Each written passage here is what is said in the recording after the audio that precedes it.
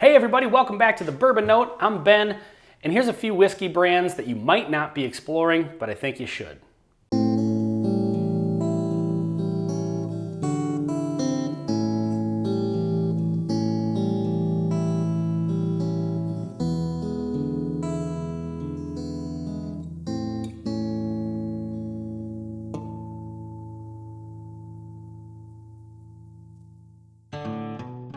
Okay, so in this episode, we're going to look at a few different lines of bourbon or distilleries that they're well known, but maybe they're just lesser explored. I don't think they get maybe the attention that they probably deserve, in my opinion at least anyway. So these are just ones that I've had really good experiences with, and I want to recommend them to you if you haven't been checking out these brands. So let's get into the first one. Bam! Doc Swinson's. I've said multiple times that I think Doc Swinson's in a way is kind of a spoiler brand just because they're doing so much cool stuff with their whiskey and they're putting it out at a reasonable price. So this one happens to be the Funky Drummer. It's an exploratory cask. This is a rum finished rye. It's great. So Doc Swinson's is sourcing a lot of MGP, but then they're doing these cool blends and cool finishings and stuff like that. And they keep putting out these interesting, like the exploratory casks where they're doing all kinds of different oak finishings and stuff like that. Really, really cool stuff. Most of these bottles are cask strength and they run around 70 bucks.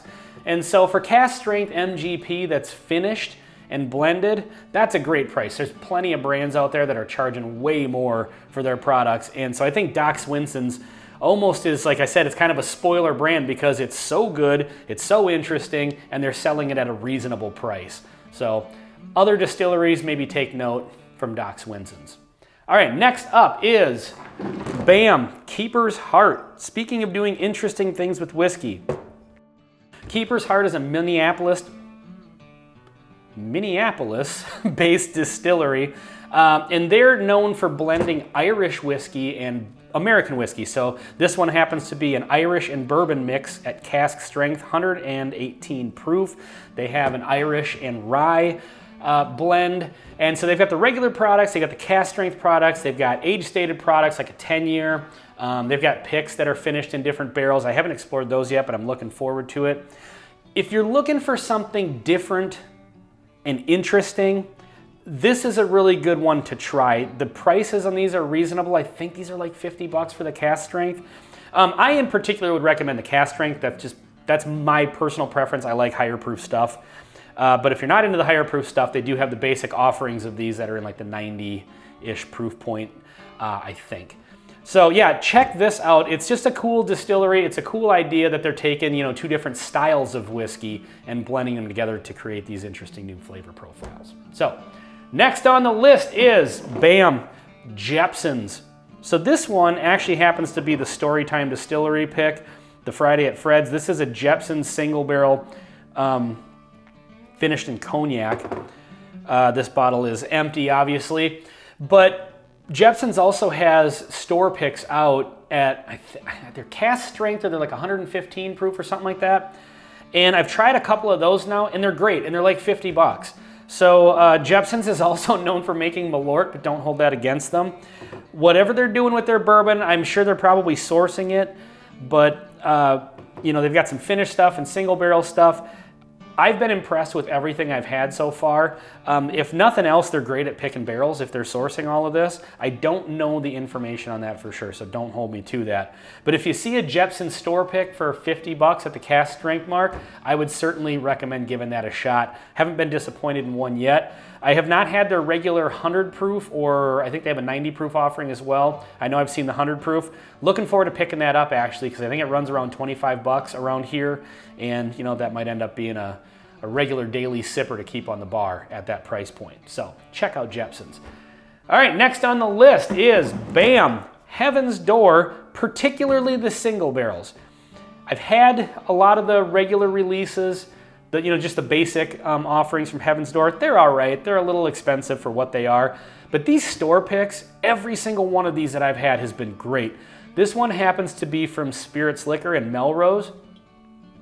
Cool thing about these is they actually tell you the mash bill on the side. So this is 70% corn, 22% rye, 8% malted barley.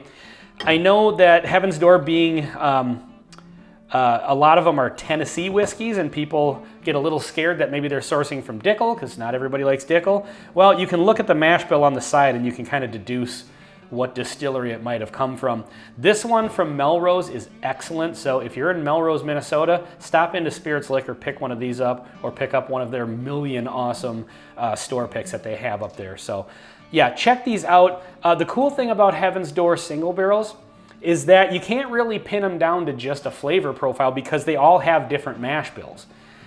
You know, so you're not getting like just one basic brand and kind and mash bill of whiskey and then getting a single barrel of that. They're picking different barrels from different mash bills from different distilleries, different cooperages doing the barreling for them. This is the Kelvin cooperage, char level 4. It's got all that information. 123.4 proof. I think these run about $70.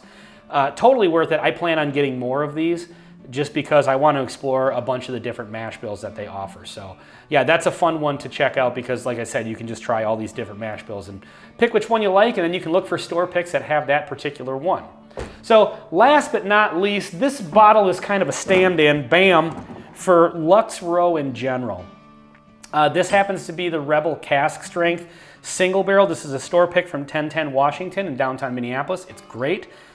Lux Row, I think they were recently purchased by MGP, now known as Ross and Squibb, but they've got some great stuff going on. So they've got the Rebel line, and I haven't explored too much of the Rebel just line in general. I've had a couple of these store picks, they've been great, but I have had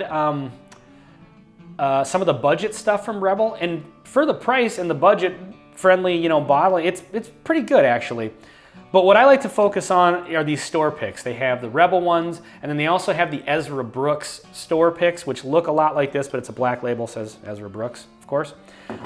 Those are excellent as well. These run around the $50 price point. And for a cask strength single barrel that tastes as good as these and the Ezra Brooks ones do, I just don't think you can go wrong. So if you see one of these on the shelf, total recommend on that. So these are my 5 brands that I think you should be exploring. I could be here all day adding, you know, a million different brands to this list. I try to keep these videos short and just pick a few things.